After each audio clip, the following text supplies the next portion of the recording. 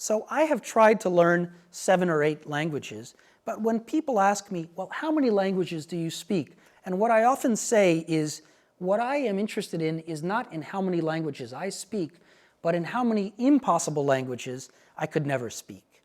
Now that may kill the conversation, but I think it's a more accurate description of what I do.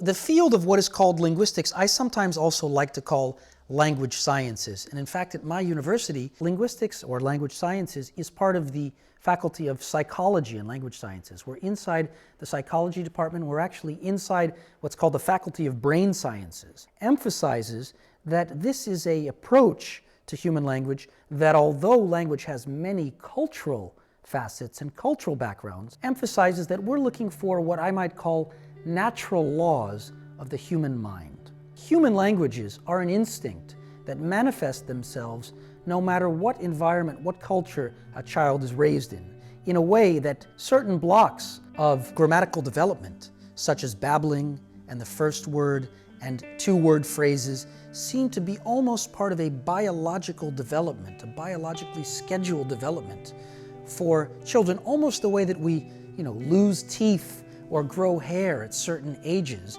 It seems like linguistic development also has this biological component whereby it seems to be part of our human species, what our species at least has invested in. Other species might have invested in echolocation or electric shocks, but Homo sapiens have invested in human language, and that's something that develops in a way that really unfolds together, suggesting a strong biological component.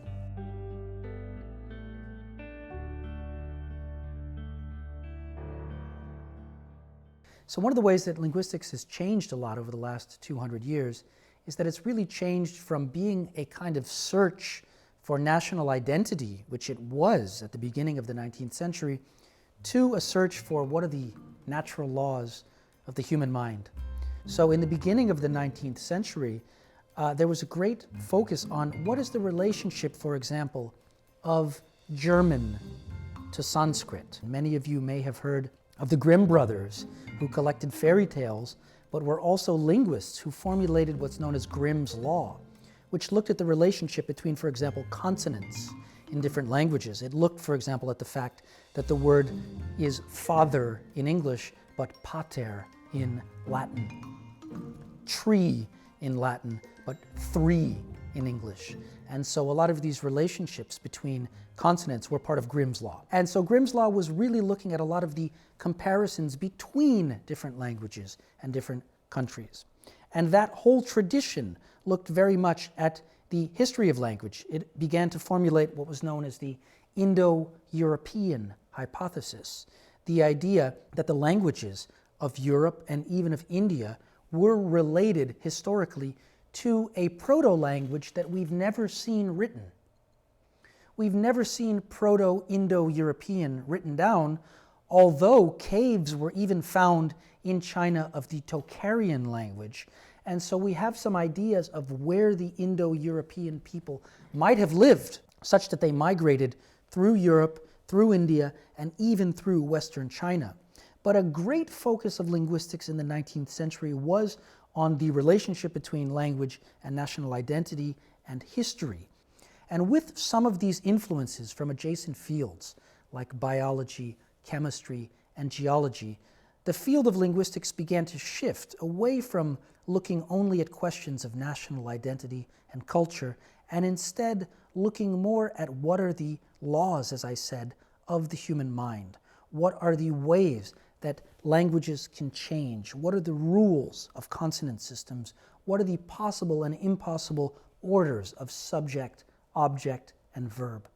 And some major transformations in linguistics came about in the 20th century, in part because of external developments. World War II, increased travel, computer technologies, and one of the figures that most influenced, I would say, the 20th century, the early 20th century in terms of linguistics, was a great synthesizer by the name of Roman Jacobson.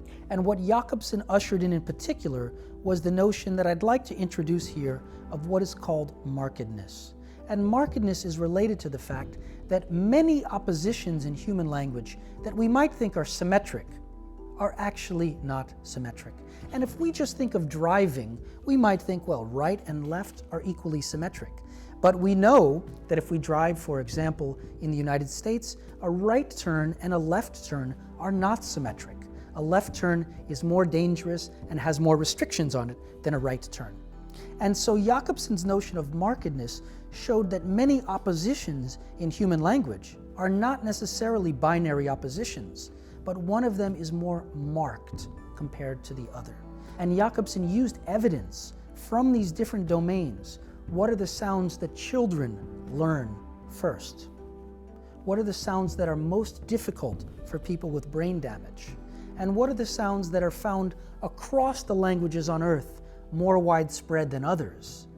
So I would say some of the major transformations in linguistics came from this shift, originally as a search for national identity, as a search for history, to Jacobson's view, which eventually turned it into a study of the preferred laws of the human mind. And a particular transformation came around the 1950s with the work of Noam Chomsky, who began to look at language within the context of computer science, artificial intelligence, and machine translation.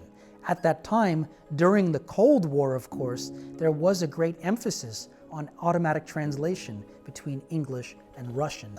And within that context, and with a great degree of advances in mathematics and set theory, Chomsky was able to begin to characterize languages in terms of what are the kinds of computations that the brain required in order to compute and understand and process human language.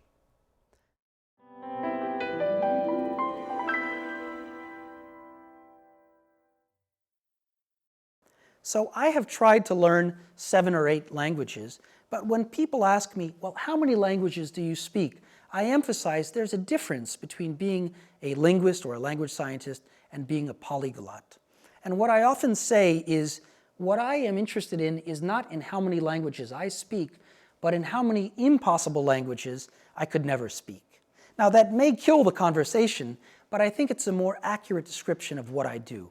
What I actually do is try to chart the space of possible and impossible languages. And although that's informed by speaking and knowing many other languages, it doesn't necessarily require full fluency in that. I have worked on, together with collaborators, on many typologically diverse, what we call minoritized or endangered languages.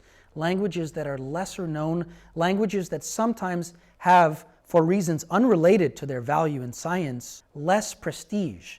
And working on those languages together with native speakers of those languages has enabled me to collaborate and work on many languages that I'm not necessarily fluent on.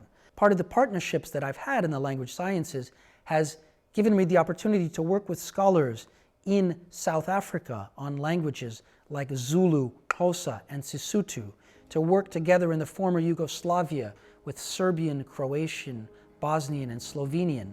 And I'm certainly not fluent in all of those languages, but using some of the methods of experimental linguistics to work with emerging scholars in these regions is also part of my career and training as a language scientist.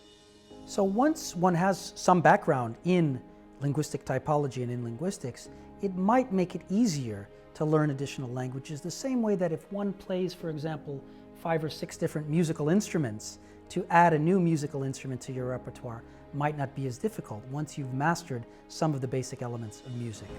That is to say, becoming a linguist and knowing what to expect in the grammatical structures of the world may make it easier to learn additional languages, may make it easier to work as a translator or as an interpreter.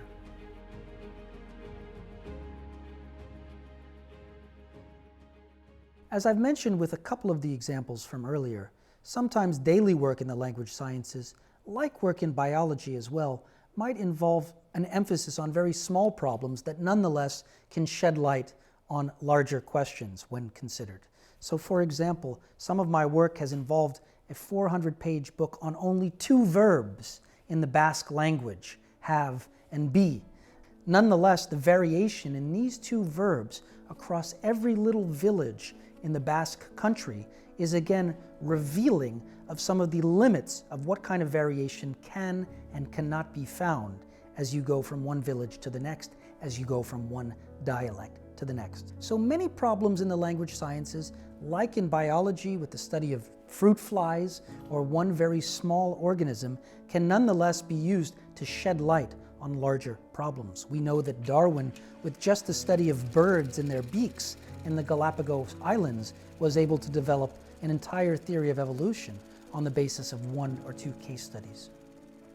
The daily work of a language scientist could involve case studies on a particular problem in a particular language. It could involve comparison between two or a handful of dialects of related languages. It could involve laboratory studies that involve designing and testing impossible languages, or it might involve some of the more sophisticated tools that these days we use with brain imaging. Today, the field of neurolinguistics is extremely promising as a variety of technologies, including fMRI, EEG, and MEG, are used to study which parts of the brain process different kinds of language structures and in what time course they do so. A lot of studies today in language sciences might work together with children that are acquiring the language to see what are the stages of language acquisition they're in. It might work with brain imaging to see what are the parts of the brain and the time course of activation of different parts of the brain as different language structures are being studied.